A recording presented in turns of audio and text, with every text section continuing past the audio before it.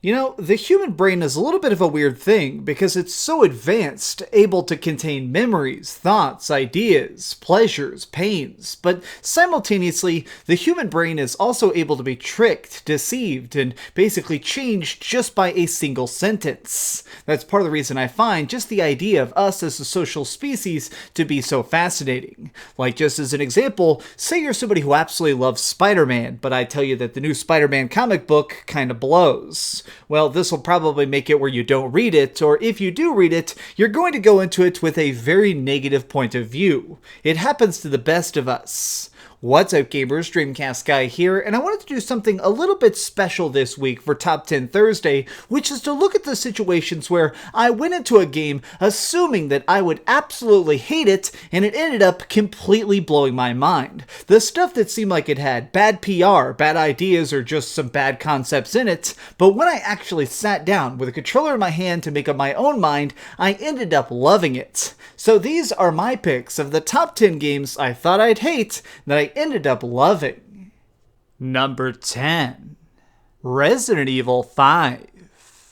Way back in the early 2000s, I was completely obsessed with Resident Evil. It was just one of those franchises that managed to hit every single note in just the most precise, perfect way. So because of this, I ended up beating every single one of the games I could. 1, 2, 3. Of course, I became utterly obsessed with RE4 because it's a horror masterpiece. But by the time that Resident Evil 5 started getting talked about, there was a lot of negative press around it. The idea that it was sort of just a co-op version of previous games. It was like, hey, it's two-player Resident Evil 4, and so because of it, I actually didn't play it for years, until eventually, one day one of my friends came over and said, hey, let's beat the entire thing two-player right freaking now, and I did it and realized just how spectacular of a sequel this is. Not only is it very different, it takes place in a bold new setting, has all sorts of new storyline elements and crazy monsters, and really managed to restoke the fires of fear, and for that, it really just caught my admiration.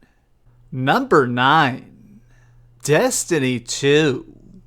Something that can be very difficult to manage at times is expectations, just trying to predict how good a game is going to be, and then going in with an open slate to make sure you're surprised by whatever it actually turns out the final polished product is. But unfortunately, when it came to the original Destiny, I couldn't help but be hyped. I thought that it could be one of the best shooters ever, and it turned into a broken shell of a game that drove me nuts. I basically hated the original Destiny.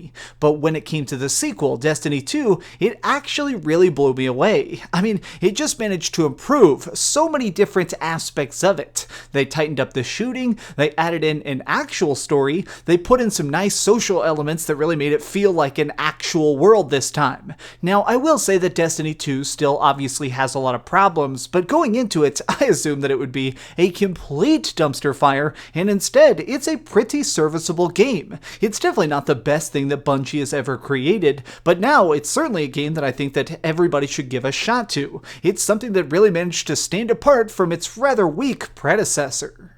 Number 8. Yooka-Laylee. When it comes to crowdfunded games, the finalized products are so hit and miss. You can get a game that's so expansive and awesome, like Bloodstained Ritual of the Night, or you can get something like Shenmue 3, which appears to be super epic, but you can also get stuff like Mighty Number 9. When I was going into Yooka-Laylee, I didn't really have the highest hopes. I assumed that it'd be decent, but not exactly spectacular. However, when I started playing it at launch, I thought that it was a terrible mess. There was lots of little glitches, there was a strange delay to my jumping that ended up getting me killed all the freaking time, and to me, it seemed like a rushed, unfinished little complicated pile of glitches. But funny enough, they decided to stick with it. The developers released a series of free patches and big updates that really managed to streamline it. A year after release, I randomly decided to buy it on a Nintendo Switch before I was going on a road trip, and it just sucked me in. I ended up trying to get every single pagey and get to every unlockable and just see every corner of this world that previously I didn't even give credit to. This game now is fantastic, and I'm really glad I decided to give it a second chance. Number 7. Days Gone.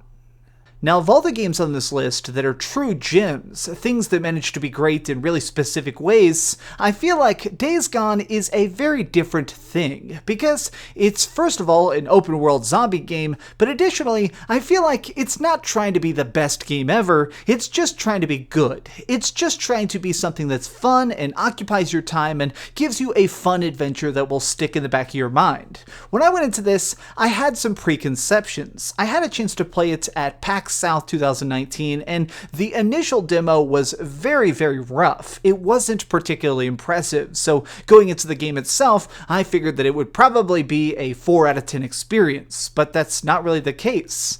This is a pretty nicely done game. It's got cool elements, it's got some nice side missions, and it's got some pretty great driving so you can just cruise around on your motorcycle and make your own little tale. It's not the best game ever. It's probably not going to win Game of the Year from anywhere, but even still, I managed to love it because I acknowledge the fact that this is something that's not trying to be The Last of Us, it's trying to be itself. It's just trying to be the very best version of Days Gone, and for that, I feel like they nailed it.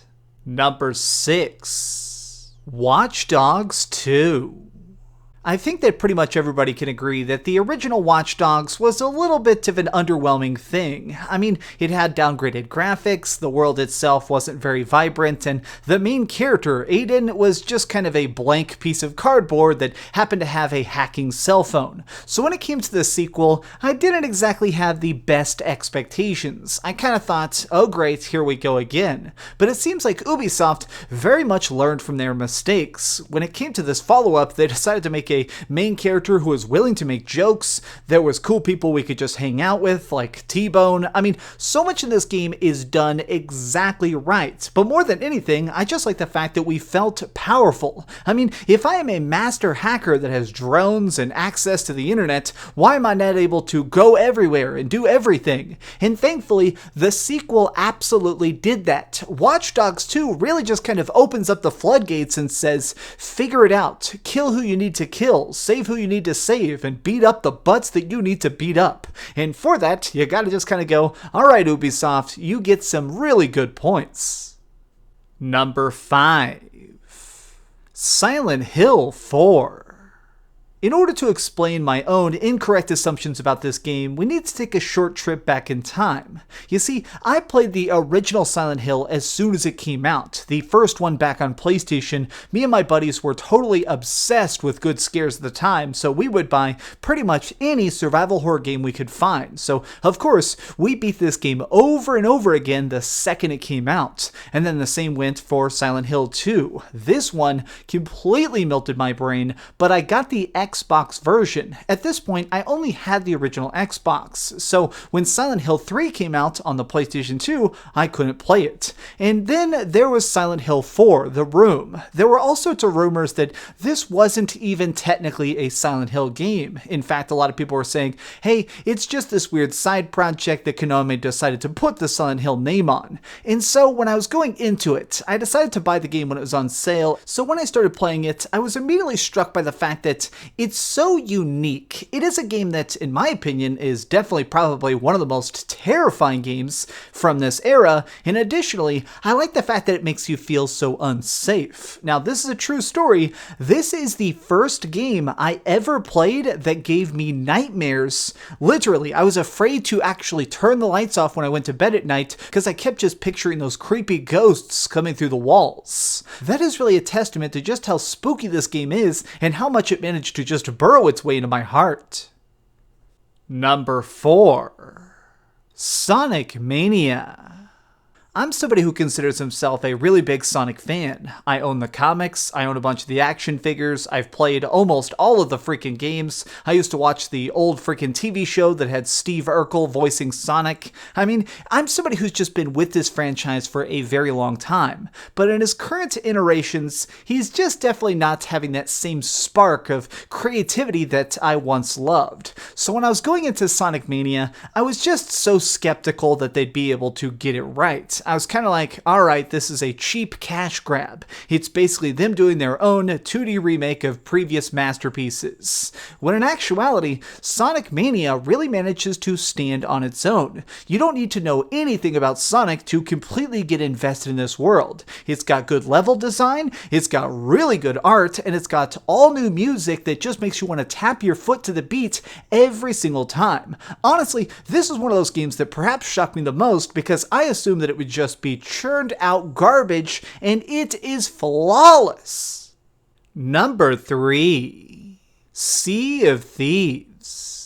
It seems like there's certain games that just don't do well in trailers. Just trying to explain something in 60 seconds or in 5 minutes is very, very difficult. And so I feel like a lot of the early marketing for Sea of Thieves completely looked awful. I mean, it really just looked like a first-person shooter pirate game with hours and hours and hours of staring at the ocean and nothing else. Well, little did we know that it would end up turning into a tiny ocean simulator where we got to make friends and force people to walk the plank and avoid giant sharks and collect treasure. I never had any idea that this game would just be so silly, and that's what makes it work. I mean, honestly, when I was going into this, it was one of those things that I was like, oh man, an Xbox flop. But by the time I ended up playing a bunch of it and making some real friends within this world, I realized that Sea of Thieves is an experiment. It is something that's trying to go completely its own way to create its own genre, and I think that in its own way, it really managed to master the ocean to pull that off.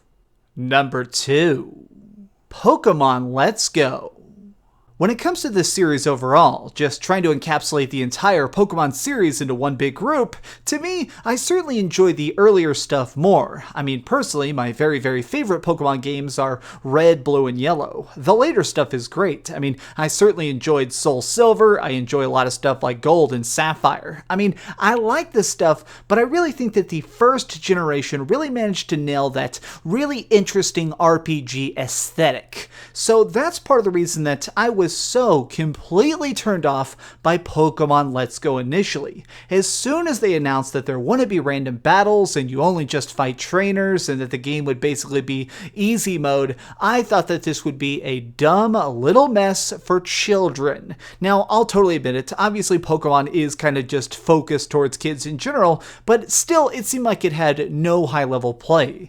Months after release, I decided to pick it up because I had a coupon and I decided to just play a couple hours of it, and I loved it in a way I did not expect to love it. Now, it's fun, obviously, yes, of course, it's Pokemon, it's going to be fun, but I thought that the whole idea of getting capture chains and trading in your spare Pokemon to get different candies to level up your stats, it made me actually admire the fact that they did something so outside the box. This almost doesn't even feel like a Pokemon game other than the fact that Pokemon are in it. Now, I just want to say that despite the fact that I did have so much fun with this, I'm a little bit hesitant. I still don't think I want to see a ton of different Pokemon games like this, but Let's Go on its own, these first two, this Pikachu and Eevee, it managed to really nail it out of the park. It's different, it's unique, it's bold, and honestly, it is something that manages to be over here by itself in a really interesting way. Number 1. God of War. Okay, so hold on just a second. I'm sure a few of you are trying to rush down to the comment section to absolutely rip me apart, but let me explain myself. So I'm somebody who wasn't really into the God of War series originally. The early games, like the first trilogy and stuff like Ghosts of Sparta, they were interesting. I mean, I could definitely take a step back and acknowledge that they were good, but to me, they just weren't super, super fun. I actually got very, very bored at spamming the same combos to take down the same enemies. To me, they were just so uninspired. They were definitely out there by themselves, they managed to sell a bunch of units, but to me, I just could not care about Kratos. So when they told me that they were doing a total reinvention of the saga to basically take Kratos into a new land to fight new gods, at first, I honestly rolled my eyes. I thought, okay, what else can they do with this? Am I going to be tapping square to rip out another Cyclops' eye? No thanks. But when I really got a chance to experience this new God of War,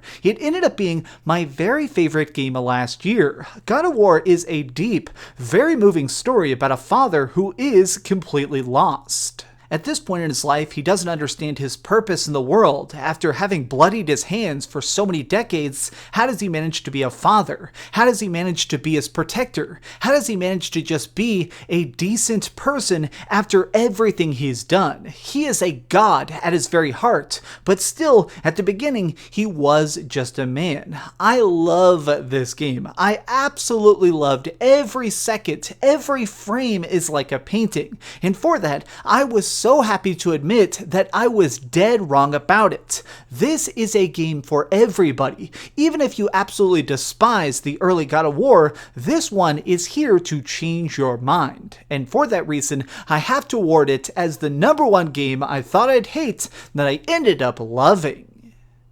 Did your favorite game make the list? Got an idea for a future top 10? Leave it in the comments down below. If you enjoyed this video, please give it a thumbs up, share with your friends, and subscribe if you haven't already. But do me the biggest favor of all and keep dreaming. This was such a crazy cool one to write. I mean, I really enjoy all the top 10s I write, but this one was really cool because I just kind of got to tell a story about my own life and my own gaming past. So I really do hope you enjoyed it because it came straight from the heart. Thanks so much for watching that video. If you want to see something else, you can always click this link to see what I put up last, or, subscribe and see what's coming up next. Also, I promise that whatever I do, it'll try not to suck.